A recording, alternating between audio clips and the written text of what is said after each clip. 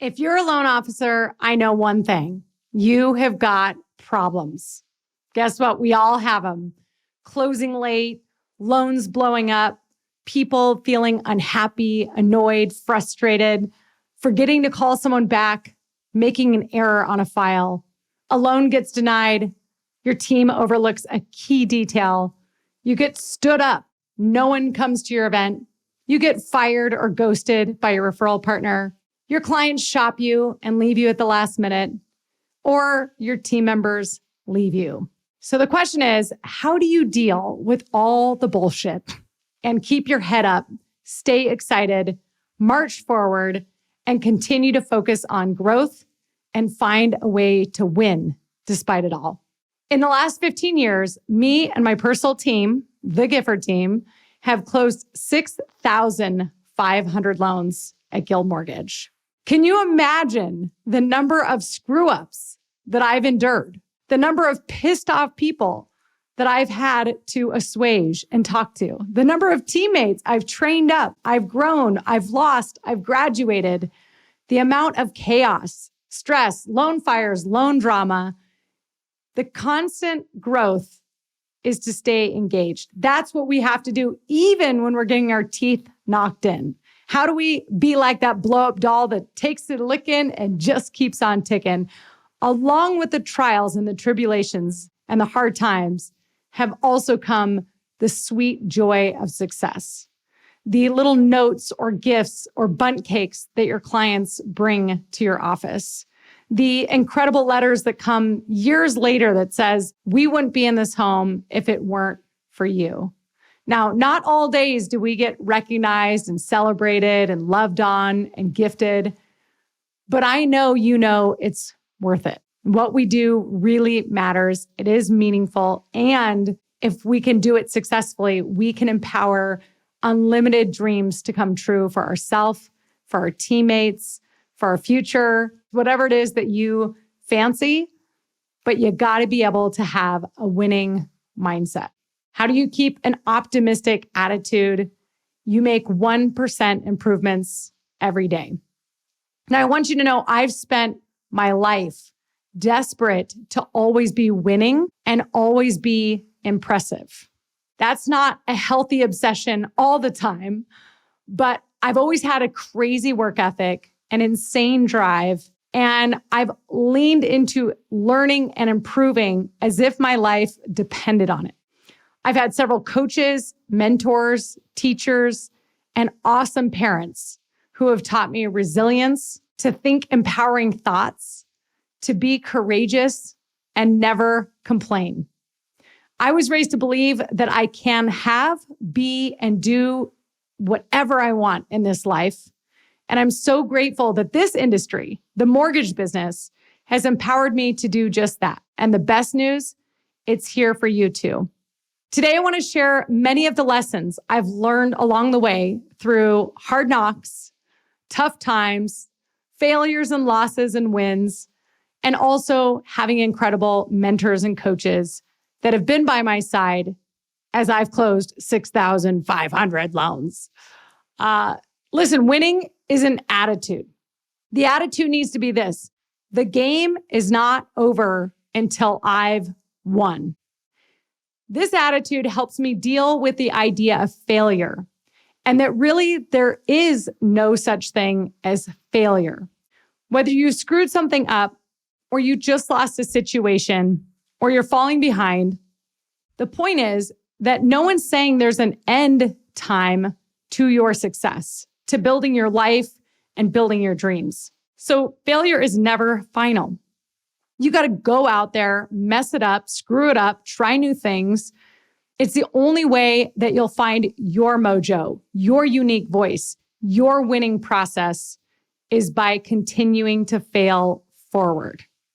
The truth is, no matter what bad days, bad weeks, or bad months you've had, the game's not over until you've won. So here are the typical mindsets that cause you to get stuck or to be losing. Number one, you struggle with trust issues. I've had all of these, by the way. This is exactly what I've had to overcome and push through and work with coaches to get through in order to keep leveling up to the next level. But number one is trust.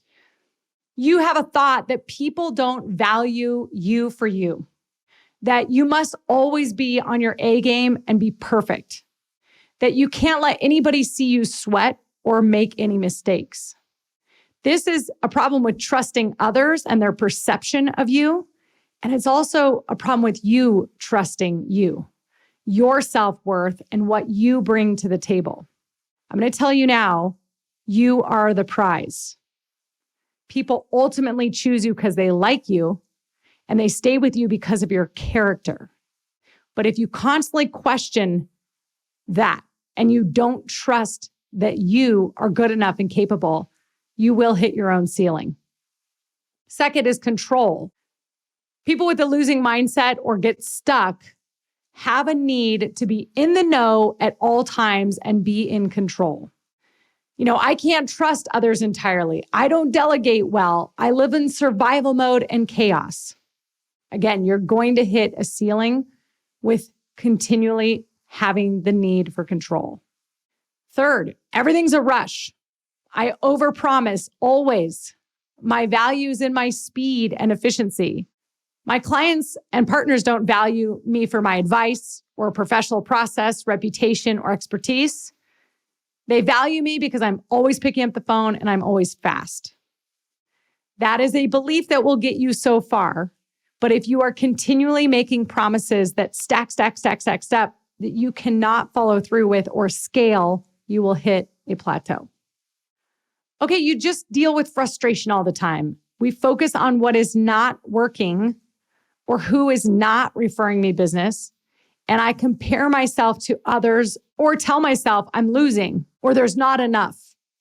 There's nothing that will get you faster into failure or losing than if you are constantly looking at what's not working. Blaming, clients suck, people suck, no one is loyal, I'm not appreciated for me, the underwriter this, the processor that. Blaming will never get you to win. What about wanting harmony? So many people want stress-free loans, they want a perfect calendar, and they want everything to just go smooth. You will get stuck at a small level of success if you always are needing harmony in your business. What about playing the hero? Floating my pipeline, taking on the toughest loans possible. If anyone can do it, I can do it. No one can do it like me. That will keep us stuck with a very small pipeline of difficult loans over and over again. And finally, if you get stuck or be in the losing zone, you are staying in the friend zone with people. You're not having honest and direct conversations. Maybe some of them need to be difficult conversations, emotional conversations, confrontational conversations, but you are staying in the friend zone and trying not to rock the boat with people. That is not a winning mindset. So the truth is, you must have thick skin. You can't take this personally. You have to keep showing up, getting uncomfortable, and learning and improving every day. You've got to be proactive in the way you lead generate, you track your leads, your process for conversion and pre-approvals, the way you run your team, and your pipeline management. Your confidence is going to come because you see that you are capable and you follow through with your disciplines and that you can push that comfort zone and take feedback. And with that feedback, you can improve 1% a day and remain coachable and humble. Here are several mantras that I carry with me that have helped me stay in the winning zone. If this was easy, there wouldn't be a real financial reward here. This is hard. I like the hard. If he or she can do it, I can do it. You always got to be looking for mentors a few levels ahead of you. The famous quote is, find someone who has what you want, do what they do, and you will get what they've got. Now, don't ever over-idolize people. Realize that every single person you meet, even if they have quadruple the success you have, is insecure, is worried that they're not enough, has strengths and huge weaknesses. So reach out to mentors and sign up for coaching and find people who have what you want, then do what they do and you will get what they've got. My career mantra for my entire professional life has been this one. If you help enough people get what they want, you can get whatever it is that you want. So I just walk around thinking, what does that person want? What do they care about right now? What is the problem that they have? Because if I can help enough people get what they want, then I can have everything I want. Question: are you hard to impress? How do you deal with disappointment of humans being humans? You know, people falling off the bandwagon, losing their great attitude, complaining, whining, making mistakes, or just overall being human and having human qualities, making errors. Here's what I came to realize. I can win championships with sevens. I used to think that I needed to hire a 10. I used to say things like, if only I could hire one person smarter than me. That was Shayla in Loserville, who was stuck at a certain ceiling because I didn't trust and I had control issues and I was too hard to impress. So most people won't hire or build a team or trust somebody else on their team unless they're a 10 out of 10. And the truth is, if you're being that critical, you're also critical of yourself. You're constantly beating yourself up and you're not a 10. So no one's going to want to work for somebody that feels so critical and they're afraid to make mistakes. How do you find winners to join your team? I hire for these 4 things: character, drive, skill, and coachability. I'm always going to lean towards attitude and effort over skill. Because once I find people I really, really, really like, I will always double down with my team. Because to me, a great leader keeps their team a long time.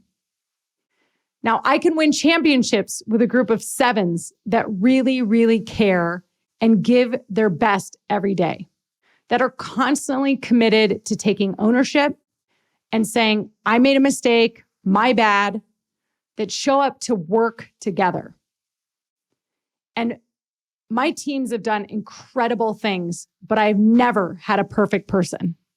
I've never had a person that just blew everybody away every day. They were raw, real, messy, human, leaning in, making mistakes, pissing people off, getting better and learning. That's what it really looks like.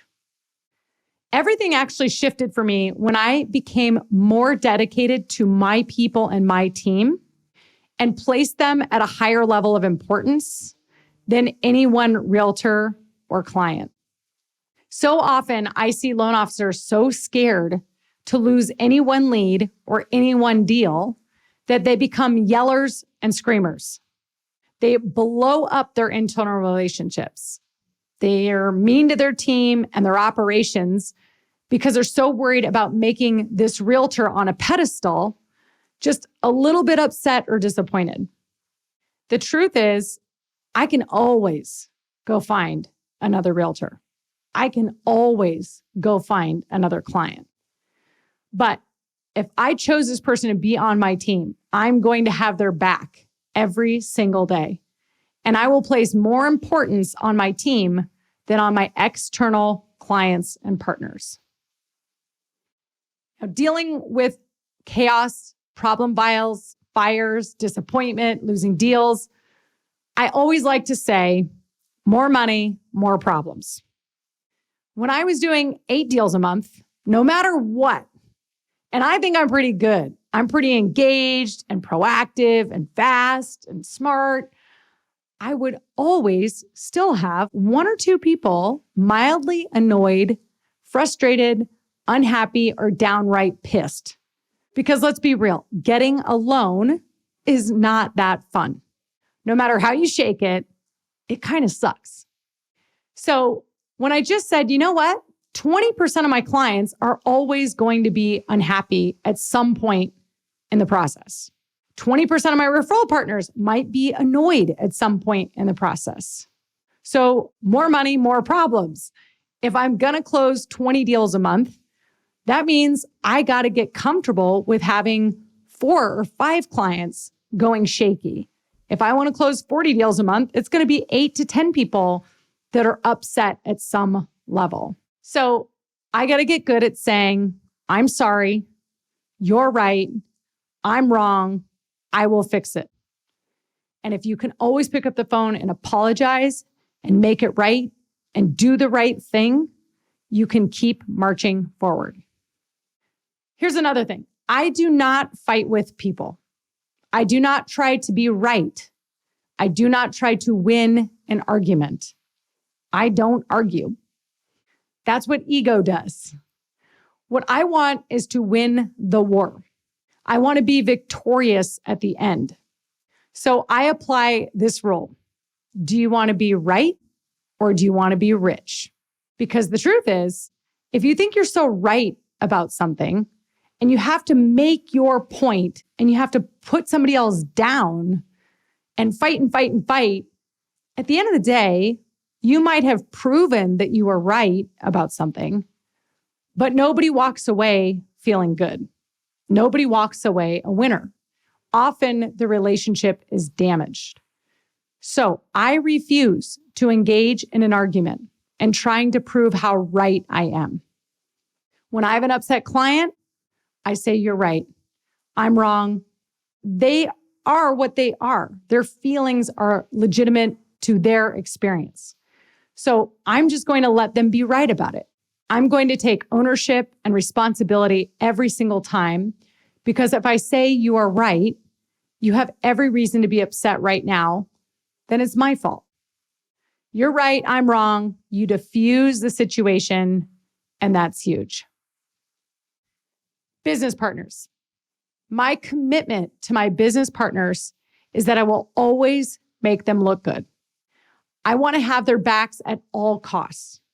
So even if someone else made a mistake, completely dropped the ball, caused a major error, I'm going to take the fault.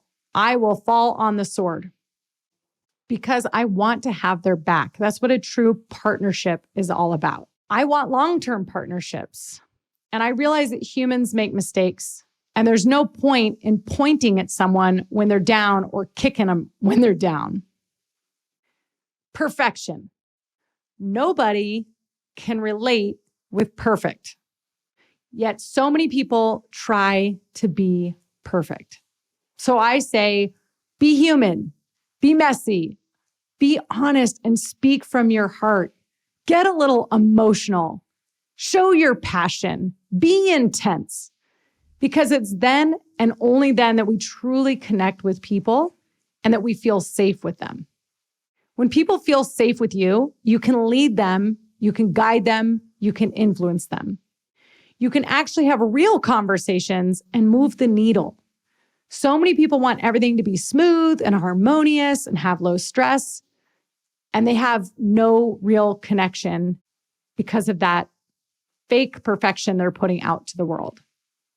In fact, I find that people who want harmony tend to have the highest anxiety. Because what they're really saying is, I want perfection all the time. And so they're anxiously trying to anticipate what's going to drop next or where something could go. And they're thinking way into the future instead of being present right now, speaking from their heart, doing really thorough work right now so that they can trust that when they pass off that loan or they come back to this contact later, that they had done their best in the moment. And then they're not worried about being harmonious and perfect. You got to get comfortable with some chaos. If you want growth, it means you're living on the edge or outside edge of your comfort zone at all times. This doesn't mean you're in the panic zone. It means you're expanding your comfort zone. Not frantic, but getting comfortable being uncomfortable. The way I lead is to let my people know the main thing. What is the ideal outcome I'm looking to get? There's 1,000 metrics that you could manage.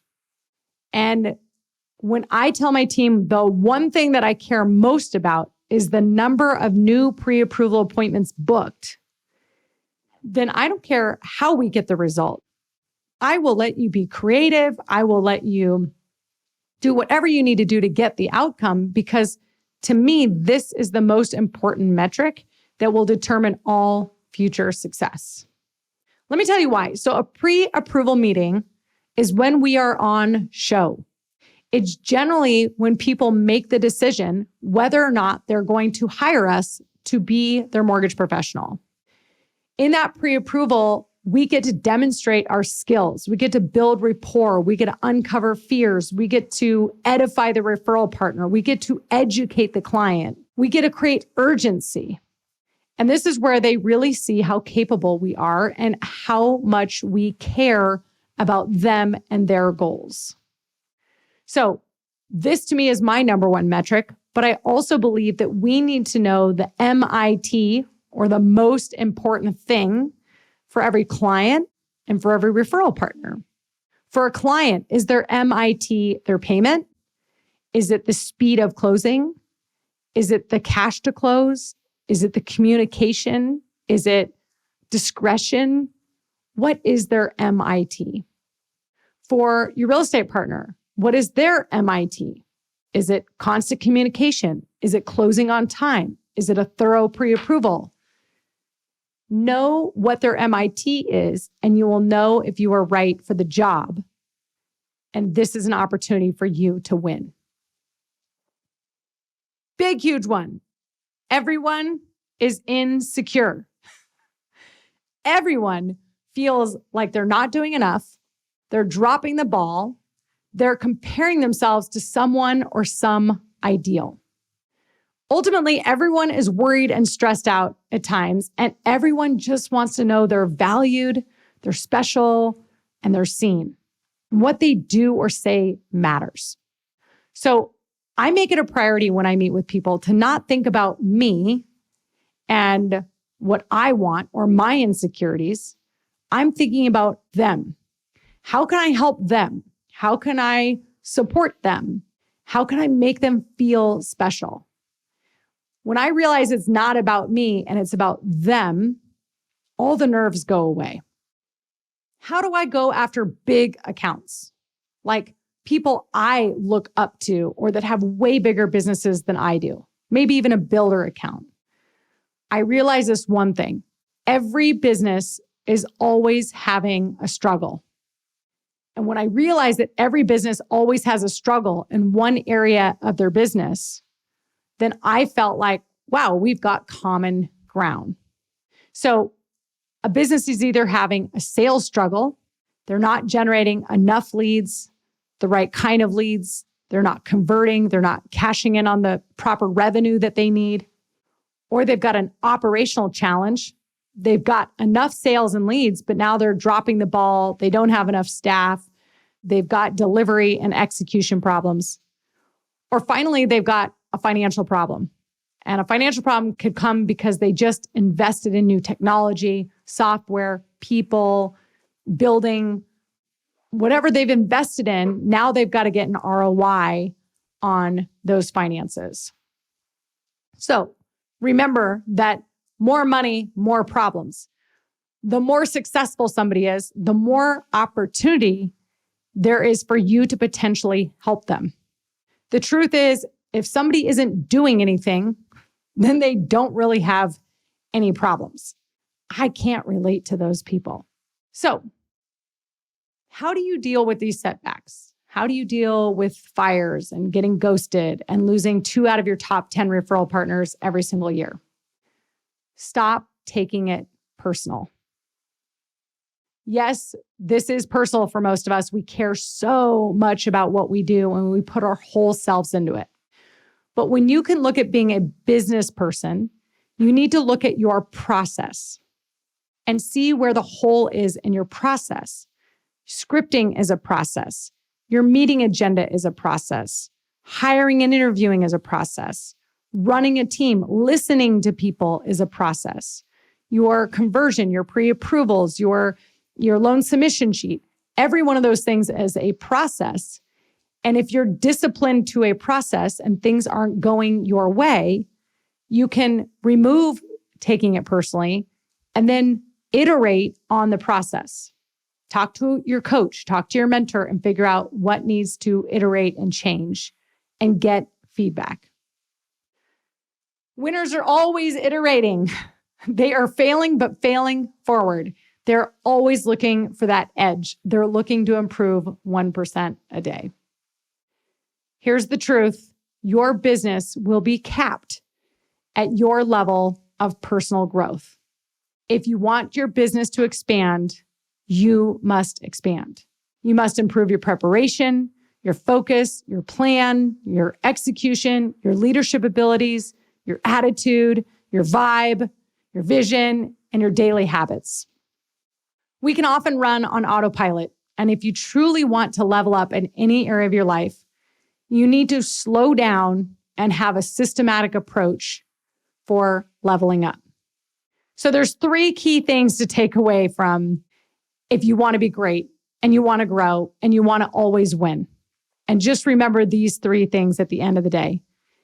You need to, number 1, show up. Just keep showing up every single day, regardless. Keep showing up. Number 2, do your best. Give it everything you got in everything you do. And finally, show people you care. It's really that simple. Show up, do your best, show people you care. Now, I'm really lucky to be surrounded by uber-driven people.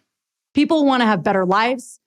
They want more. They want more health, more vibrance, more radiance, more money, more generosity. They want to feel more peace. They want to feel more powerful and clarity. They want to lead. They want to make an impact in the world.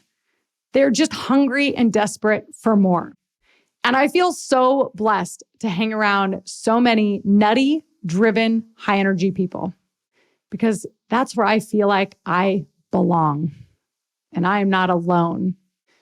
My personal team at Guild Mortgage is filled with these kind of people because I make them feel safe. And it's the dream team I've always wanted to build. You can be as driven as you want working on my squad, and you're safe over here. I call it the Misfit Island. My Catalyst community is also filled with members that want more, that are wanting to hit that next level in their life, to expand their being and their soul, and they want less stress, less chaos, and more balance. And so I think it's really important to have tools and community and accountability. Tools like the Catalyst Planner, doing a daily Hot 15 meeting with yourself, a daily team huddle. At the end of the day, in order to be a rainmaker and in order to win, from the bottom of my heart, I firmly believe you need to have a coach.